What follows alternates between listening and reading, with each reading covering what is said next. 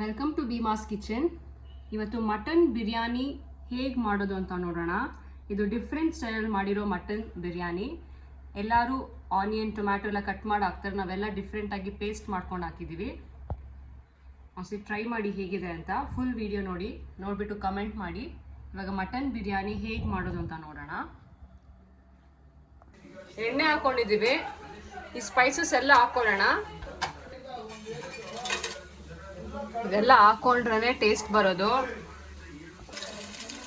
ಶುಂಠಿ ಬೆಳ್ಳುಳ್ಳಿ ಪೇಸ್ಟ್ ಹಾಕೊಳ್ಳಿ, 2 ಸ್ಪೂನ್ಸ್ ಅಷ್ಟು ಹಾಕೊಳ್ಳಿ. ಶುಂಠಿ ಬೆಳ್ಳುಳ್ಳಿ ಪೇಸ್ಟ್ ವಾಸನೆ ಎಲ್ಲ ಹೋಗಿದೆ, ಗಮ್ ಅಂತ ಇದೆ. ಇವಾಗ ಆನಿಯನ್ಸ್ ಹಾಕೊಳ್ಳೋಣ.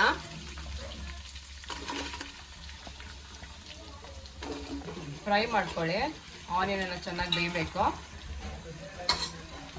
ಕರಿಬೇವು ಹಾಕೊಳ್ಳಿ, ಚಿಲ್ಲಿ ಸೇರಿಸ್ಕೊಳ್ಳಿ, ನಿಮ್ಮ ಖಾರಕ್ಕೆ ಎಷ್ಟು ಬೇಕು ಅಷ್ಟು ಸೇರಿಸ್ಕೊಳ್ಳಿ. ನಾವು ಪೇಸ್ಟ್ ಕೂಡ ಮಾಡಿ ಇಟ್ಕೊಂಡಿದ್ದೀವಿ, ಸ್ವಲ್ಪ ಸೇರಿಸ್ಕೊಳ್ಳಿ.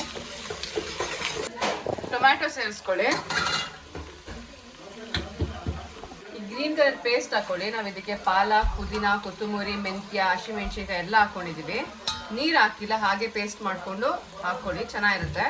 ಇದಕ್ಕೆ ಆನಿಯನ್ ಪೇಸ್ಟ್ ಸೇರಿಸ್ಕೊಳ್ಳಿ, ಟೊಮ್ಯಾಟೊ ಪೇಸ್ಟ್ ಸೇರಿಸ್ಕೊಳ್ಳಿ,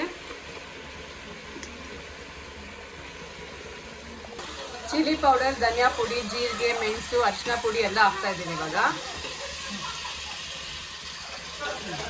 ಮಿಕ್ಸ್ ಮಾಡ್ಕೊಳ್ಳೋಣ. ಕೊಕೊನಟ್ ಪೇಸ್ಟ್ ಹಾಕೊಳ್ಳಿ.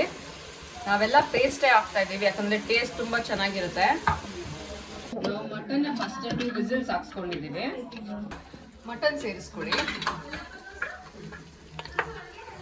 ಮಿಕ್ಸ್ ಮಾಡ್ಕೊಳ್ಳಿ. ನೋಡಿ, ನಾವು ಹೀಗೆ ಕೂಡ ಚೆನ್ನಾಗಿ ಫ್ರೈ ಆದರೆ ಹೀಗೆ ಚಪಾತಿಗೆ, ದೋಸೆಗೆಲ್ಲ ಚೆನ್ನಾಗಿರುತ್ತೆ. ಚೆನ್ನಾಗಿ ಫ್ರೈ ಆಗಿ ಅದಕ್ಕೆ ಖಾರ ಎಲ್ಲ ಹಿಡೀಲಿ.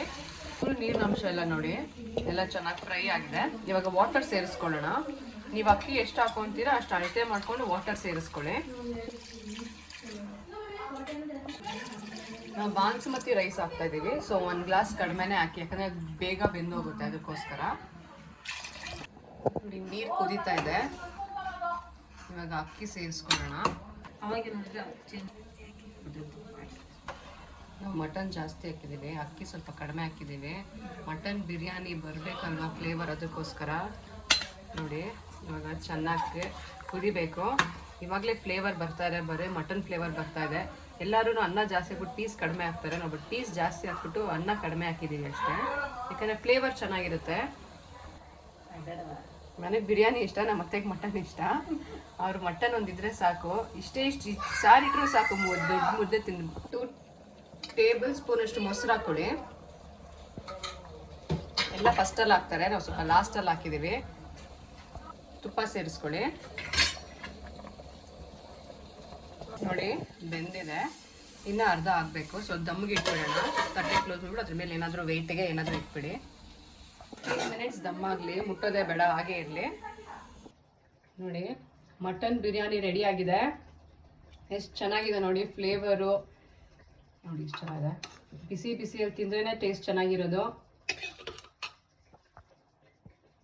ನೀವು ಈ ಥರ ಟ್ರೈ ಮಾಡ್ಕೊಂಡು ತಿನ್ನಿ, ಎಲ್ಲರಿಗೂ ಇಷ್ಟ ಆಗುತ್ತೆ. ಅನ್ನ ಕಡಿಮೆ ಹಾಕಿ ಪೀಸ್ ಜಾಸ್ತಿ ಹಾಕೊಂಡು ತಿನ್ನಿ, ಟೇಸ್ಟ್ ಚೆನ್ನಾಗಿರುತ್ತೆ. ಬನ್ನಿ ಸರ್ವಿಂಗ್ ಪ್ಲೇಟಿಗೆ ಹಾಕ್ಬಿಟ್ಟು ತೋರಿಸ್ತೀನಿ. Delicious mutton biryani with mutton chops ready ಆಗಿದೆ ನೋಡಿ. 2 ಸೂಪರ್ ಆಗಿದೆ.